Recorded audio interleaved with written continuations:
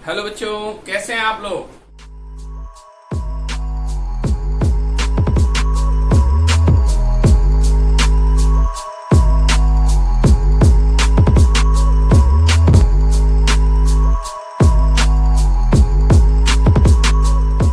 आज हम आपके पास इंटीग्रेशन बाय पार्ट लेकर के आए हैं। इंटीग्रेशन बाय पार्ट एक्चुअल में प्रोडक्ट रूल होता है इंटीग्रेशन का। जैसे मान लेते हैं हमारे पास दो फंक्शन हैं u एंड v। u और v क्या है? दो फंक्शन हैं। एक फंक्शन को हमने फर्स्ट और दूसरे को हमने सेकंड नाम दे दिया। याद रहे डिफरेंशिएशन में तो आप किसी को भी फर्स्ट किसी को भी सेकंड दे देते थे, बट यहां ऐसा नहीं है। यहां मैं आपको बताऊंगा कि ये फर्स्ट और सेकंड आप किसको मानेंगे।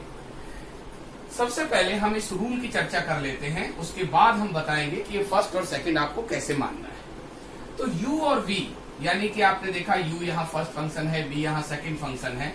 तो सबसे पहले first function as it is integration of second one, first as it is integration of second one minus derivative of the first one, derivative of first into integration of second. और जो इन दोनों का प्रोडक्ट आएगा इसका हमें दोनों के product का फिर इंटीग्रेशन करना है। दोनों के प्रोडक्ट का क्या करना है? इंटीग्रेशन, यानी first as it is second का इंटीग्रेशन माइनस फर्स्ट का डेरिवेटिव इनटू सेकंड का इंटीग्रेशन, और जब दोनों का प्रोडक्ट आ जाएगा उसका फिर इंटीग्रेशन करना है। अब मैंने आपको बताया था ये तो हो गया आपका इंटीग्रेशन बाय पार्ट का रूल हो गया कि कैसे हम इंटीग्रेट करेंगे। अब यहाँ फर्स्ट और सेकंड हम कैसे और किसको मानेंगे। यहाँ पर रूल हमारा होता है आइलेट, ILATE, आइलेट। आई इंडिकेट करता है इनवर्स फंक्शन को, inverse function. L logarithmic function, logarithmic function को। A algebraic function,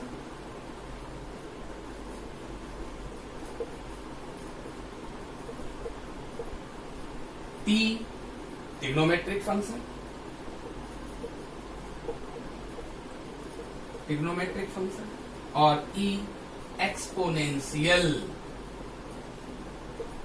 exponential function, exponential function. यानी यहां पर आपके पास दो फंक्शन होंगे। ध्यान रखना है कि इस रूल में जो पहले आ रहा है वो फर्स्ट फंक्शन होगा, जो बाद में आएगा वो सेकंड फंक्शन होगा। जैसे फॉर एग्जांपल I और L आपके दो फंक्शन हैं, तो आपको I वाले को फर्स्ट फंक्शन मानना है और लॉगरिथमिक को सेकंड मानना है। और अगर हम ये भी देखें कि I के साथ A है, यानी इनवर्स फंक्शन के साथ कोई एल्जेब्रिक फंक्शन है, तो इनवर्स फंक्शन को आपको फर्स्ट फंक्शन मानना है, एल्जेब्रिक फंक्शन को सेकंड फंक्शन मानना है। ये जो है ऑर्डर है, इसमें जो पहले आ रहा है वो हमेशा फर्स्ट फंक्शन होगा, जो बाद में आ रहा है वो हमेशा सेकंड फंक्शन होगा। देखिए कैसे, हम एक छोटा सा एग्जांपल ले लेते हैं इसको फिलहाल समझाने के लिए कि हमने क्वेश्चन लिया x log x, ऐसे कोई क्वेश्चन दिया होता है x log x। यहाँ x और log x यानी x जो है वो आपका एल्जेब्रिक फंक्शन है और log x आपका लॉगरिथमिक फंक्शन है। तो देखिए यहाँ लॉगरिथमिक पहले आ रखा है एल्जेब्रिक से, इसलिए आप log फंक्शन को फर्स्ट फंक्शन और इसको सेकंड फंक्शन बोलेंगे। ठीक है, तो यहाँ अगर मैं ये रूल अप्लाई करूं बच्चों, सिंपल सी बात है, फर्स्ट को एज इट इज रखना है, फर्स्ट को एज इट इज रखना है। यदि आप गलती से भी इसमें ऑर्डर को बदल देते हैं तो आपको पता है कि log फंक्शन का कभी भी इंटीग्रेशन नहीं होता है। तो ऐसे केस में आपका अपने आप ही जो है क्वेश्चन चलना बंद हो जाएगा। ज्यादातर आपको यही रूल फॉलो करना है और इससे आपकी गलती नहीं होगी। तो log x first function as it is, x का इंटीग्रेशन सेकंड का इंटीग्रेशन, यानी x का इंटीग्रेशन होता है x²/2 माइनस फर्स्ट फंक्शन का डेरिवेटिव, आपको पता है log x का डेरिवेटिव 1/x, और फिर x का इंटीग्रेशन यानी सेकंड का तो x²/2, फिर दोनों का प्रोडक्ट जो आएगा उसका फिर इंटीग्रेशन करना है।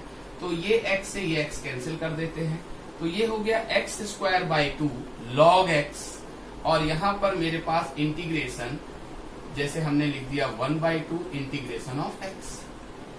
इंटीग्रेशन ऑफ एक्स बहुत सिंपल है, x²/2 log x minus half, तो ये है ही एक्स का हमारे पास इंटीग्रेशन x² 2 प्लस c, तो ये कितना हो गया x² 2 log x minus x² 4 plus c, ये आपका सिंपल सा आंसर हो गया। तो आपको रूल ध्यान से समझ करके फिर क्वेश्चन को करना है। एक और क्वेश्चन आपको बताते हैं बच्चों, एक और क्वेश्चन हम इसी बेस पर ले लेते हैं। हमारे पास जो है दूसरा क्वेश्चन आता है, देखिए अगर मैंने बहुत अभी सिंपल बात कर रहे हैं हम, हमारे पास क्वेश्चन है x e की पावर x। अब यहां देखिए x आपका एल्जेब्रिक फंक्शन है और फिर आपका ये जो है ex एक्सपोनेंशियल फंक्शन है। तो एक्सपोनेंशियल फंक्शन क्या होता है, हमेशा आपको सेकंड फंक्शन रखना है, एल्जेब्रिक चूंकि पहले आ रहा है इसलिए आप इसे फर्स्ट फंक्शन रखते हैं। तो अब यहाँ पर फर्स्ट फंक्शन ये हो गया और ये सेकंड हो गया, तो अब आपका first as it is integration of second, तो वी ऑल नो e की पावर x का जो इंटीग्रेशन होता है वो e की पावर x ही होता है, माइनस फर्स्ट फंक्शन का डेरिवेटिव x का डेरिवेटिव 1 और ex का इंटीग्रेशन ex होता है, फिर दोनों के प्रोडक्ट का इंटीग्रेशन करना है।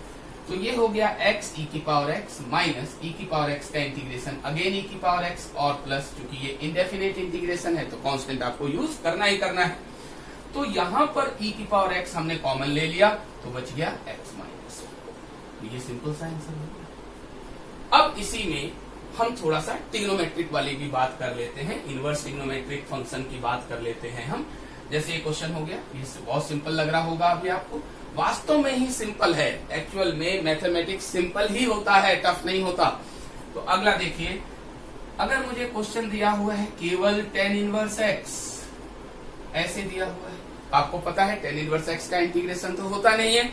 अब ऐसे केस में आप अपनी मर्जी से यहाँ मल्टीप्लाई में 1 लगा लीजिए ताकि हम इसे इंटीग्रेशन बाय पार्ट से कर सके। तो चूंकि इनवर्स फंक्शन ऑलवेज फर्स्ट होगा तो ये फर्स्ट हो गया और ये आपका कांस्टेंट जो 1 है वो आपका सेकंड फंक्शन की तरह काम करेगा। First function as it is यानी tan इनवर्स x, 1 का इंटीग्रेशन आपको पता है x होता है, माइनस tan इनवर्स x का जो डेरिवेटिव होता है वो होता है 1/1 प्लस x²। नाउ 1 का इंटीग्रेशन फिर x हो गया और दोनों के प्रोडक्ट का इंटीग्रेशन करना है। तो एक्चुअल में ये हो गया x tan inverse x minus, देखिए ये x/1 प्लस x² dx। आपने एक बात पढ़ा है, इसको हम हटा देते हैं, और यहाँ पर आपने एक सबसे पहले फॉर्मूला सब्स्टिट्यूशन में पढ़ा था, याद करो बच्चों, पढ़ा होगा कि अगर ऊपर डेरिवेटिव और नीचे डिनोमिनेटर में फंक्शन होता है तो उसका इंटीग्रेशन सीधा सीधा लॉग ऑफ द फंक्शन हो जाता है, लॉग ऑफ द फंक्शन हो जाता है। तो अभी आप देखिए इस क्वेश्चन में अगर हमने ये लिखा x tan inverse x, x tan inverse x as it is, यहां मैंने अगर नीचे वाले को डिनोमिनेटर को मैं fx बोल दूं तो ध्यान रखिए 1 प्लस x² अगर fx है तो उसका डेरिवेटिव 2x होना चाहिए। तो मैंने न्यूमिनेटर और डिनोमिनेटर को 2 से मल्टीप्लाई कर लिया, न्यूमिनेटर को भी 2 से मल्टीप्लाई कर लिया, डिनोमिनेटर में भी 2 से मल्टीप्लाई कर दिया, तो ये क्वेश्चन ऐसा बन गया। नाउ ये जो पार्ट आपके पास है वो इस रूल को फॉलो कर रहा है, तो अब आप इसका answer x tan inverse x minus half, और इसको क्या बोल सकते हैं बच्चों, लॉग ऑफ द डिनोमिनेटर यानी 1 प्लस x², और यहाँ c हो गया। कितना आसान है बच्चों, बहुत आसान है, केवल आपको ध्यान से क्वेश्चन को देखना है। अब हम एक ऐसा क्वेश्चन करेंगे, एक ऐसा आपको फॉर्मेट बताएंगे, एक इंटीग्रल फॉर्म बताएंगे जिसमें आपका बहुत सारे क्वेश्चन जेईई में और जो 1 मार्कर क्वेश्चन, ऑब्जेक्टिव क्वेश्चन बनते हैं, ठीक है। तो इसको आप लोग ध्यान से नोट कीजिए बच्चों, फिर मैं आपको वो रूल बताता हूं।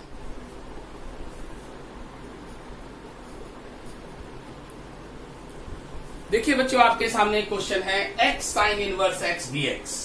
बहुत आसान है बेटे, बस आपको ध्यान से इस वीडियो को एंड तक देखना है, एंड तक वीडियो को देखते रहिए, आपको ये इंटीग्रेशन बाय पार्ट अभी इसी वीडियो से समझ में आ जाएगा।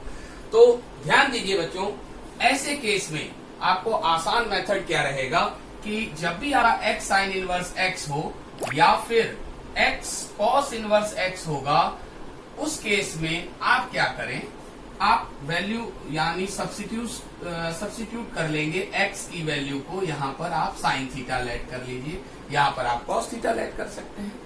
तो यहां x अगर साइन थीटा है तो dx हमारे पास क्या हो जाएगा, cos theta D theta. Now put कर देते हैं वैल्यूज को।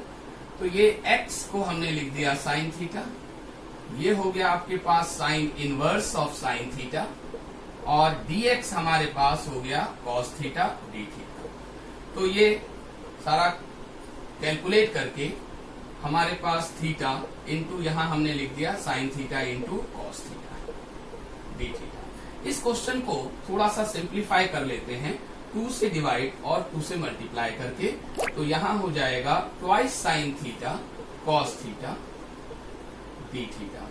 इससे फायदा क्या हुआ, आप सोच रहे होंगे 2 से मल्टीप्लाई डिवाइड क्यों किया। इसका फायदा ये है कि आपने इसे थीटा, और ये twice sine theta cos theta हम बचपन से पढ़ रहे हैं साइन 2 थीटा। अब हमारे पास एक एल्जेब्रिक हो गया, एक ट्रिग्नोमेट्रिक हो गया। आइलेट रूल अभी अभी बताया है बच्चों, आइलेट नियम के अनुसार भाई आइलेट आप ILATE रूल को लिखो, और ये आपका एल्जेब्रिक हो गया। उसके नीचे ये जो है ट्रिग्नोमेट्रिक है। आपको पता चल गया कि कौन सा फर्स्ट है और कौन सा सेकंड है।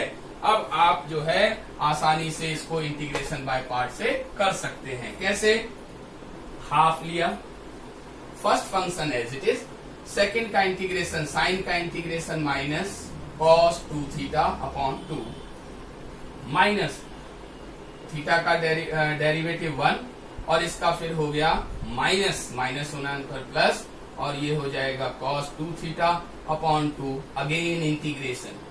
अब हम इसका इंटीग्रेशन करेंगे। देखिए हाफ तो ये है, ये हमारे पास हो गया minus theta cos 2 theta upon 2, cos 2 theta का इंटीग्रेशन करेंगे तो ये हो जाएगा हमारे पास साइन 2 थीटा अपॉन 2 पहले से ही मौजूद है, क्या हो गया 4, बंद कर दिया। परंतु क्वेश्चन एक्स में था, यहां हमारे पास थीटा में आ रहा है, आंसर हम यहां नहीं छोड़ सकते। आगे बढ़ते हैं, देखिए आगे कैसे बढ़ेंगे, देखिए बहुत सुंदर है। बस मेरे साथ इस वीडियो में बने रहिए टिल एंड तक। यहां देखिए ये मेरे पास हो गया हाफ माइनस थीटा। मैं सभी चीज को साइन में कन्वर्ट करने की कोशिश कर रहा हूं। तो कॉस 2 थीटा जो है वो 1 minus twice sine square theta होता है, ये ऐसा हमने पढ़ा हुआ है, नीचे 2 है ही है, प्लस इसको हम लिख सकते हैं twice sine theta cos theta divided by 4 bracket बंद प्लस कांस्टेंट एक ही बार लगा लेंगे लास्ट में, छोड़ो अभी। अब यहाँ 1/2, यहाँ minus theta 1 minus 2 sine square theta, बल्ले बल्ले है अभी। अब ये 2 और ये 4 आपस में कैंसिल हो रहे हैं। साइन थीटा हमें चाहिए इसलिए हम एज इट इज रखेंगे, और कॉस थीटा हम तो 9th-10th क्लास से पढ़ते हुए चले आ रहे हैं। कॉस थीटा होता है √1 minus sine square theta, upon में 2 बच गया, ये रख दिया। Now put the value of sine theta and theta. तो यहां से अगर हम थीटा की वैल्यू देखें तो हमारे पास हो जाएगा साइन इनवर्स एक्स, यहाँ पुट कर देते हैं। हमारे पास ये 2 भी बाहर निकाल लो, क्यों परेशान करना है, इससे 2 को अंदर रख करके परेशान होने से फायदा नहीं है, बाहर निकाल लेते हैं। और मेरे पास बच गया माइनस थीटा कितना है साइन इनवर्स एक्स, ये रख दिया। अब 1 माइनस 2 साइन थीटा को x रखना है तो ये हो गया x स्क्वायर, नीचे हो गया 2। अब यहाँ पर साइन थीटा को x रखना है, सॉरी 2 तो हमारा बाहर ही था, हमें अंदर रखने की जरूरत नहीं है, और x हो गया, और √1 माइनस एक्स स्क्वायर, बंद कर दो ब्रैकेट, लगा दो ताला, c आ गया हमारा कांस्टेंट जो हमें इंडेफिनिट इंटीग्रेशन में यूज करना है। तो अगर आप ऐसे करते हैं तो बहुत आसानी से कर पाएंगे, ठीक है। तो इस तरह से हमने आपको जो है इंटीग्रेशन बाय पार्ट बताया, और अगर आपको कोई क्वेश्चन इसमें और भी पूछना चाहें तो आप मेरे जो है चैनल पर क्वेश्चन को भेजिए, मैं आपको उसका सॉल्यूशन जरूर भेजूंगा। मेरे साथ इस वीडियो में बने रहने के लिए थैंक यू। ध्यान से इस वीडियो को देखते रहिए और इसका आनंद उठाते रहिए। थैंक यू बच्चों।